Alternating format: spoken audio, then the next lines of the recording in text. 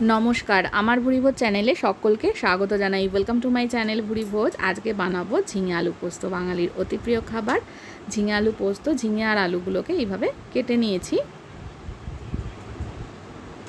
কড়াইতে সর্ষের তেল গরম করে নেব। সর্ষের তেল গরম হয়ে গেলে আমি এর মধ্যে দিয়ে দিচ্ছি ফোড়নে কালো জিরে।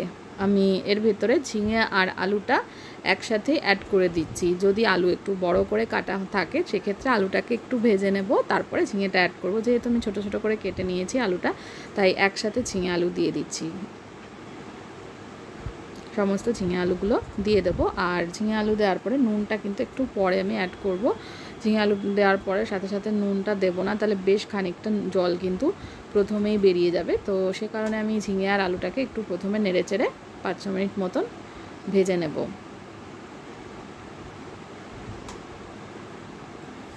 গরম গরম ভাতের সঙ্গে ঝিঙে আলু পোস্ত হলে কিন্তু গরমকালে আর কিছুই লাগে না।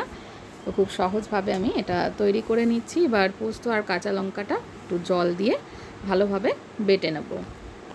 এখানে 4-5টা কাঁচা লঙ্কা অ্যাড করে দিয়েছি।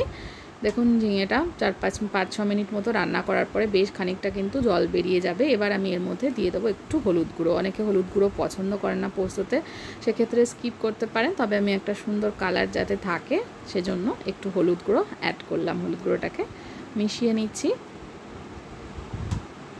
মিক্স করা হয়ে গেলে এবার আমি এর মধ্যে দিয়ে দেবো স্বাদ মতো লবণ।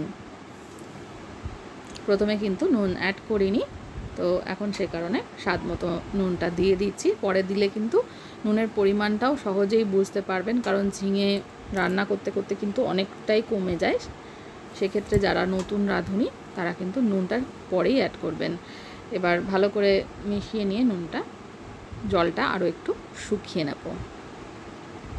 আলু অনেকটাই সেদ্ধ হয়ে গেছে, আরও একটু সেদ্ধ করে নিচ্ছি ভালোভাবে। দেখুন জলটা শুকিয়ে এসে এবার আমি এর মধ্যে দিয়ে দিচ্ছি সামান্য একটু চিনি। খুব বেশি চিনি দেবার দরকার নেই, ঝিঙের তরকারি কিন্তু এমনি একটু মিষ্টি মিষ্টি হয়, তাই খুব সামান্য পরিমাণে একটু চিনি অ্যাড করলাম। আলু কিন্তু ভালো করে সেদ্ধ হয়ে গেছে। এবার আমি এর মধ্যে দিয়ে দেবো পোস্ত কাঁচা লঙ্কা বাটা। পোস্ত কাঁচা লঙ্কা বাটাটা ভালো করে মিশিয়ে নিচ্ছি।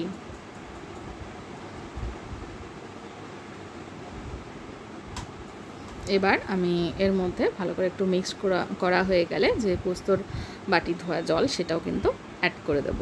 দিয়ে আরও একটু শুকিয়ে নিতে হবে জলটা।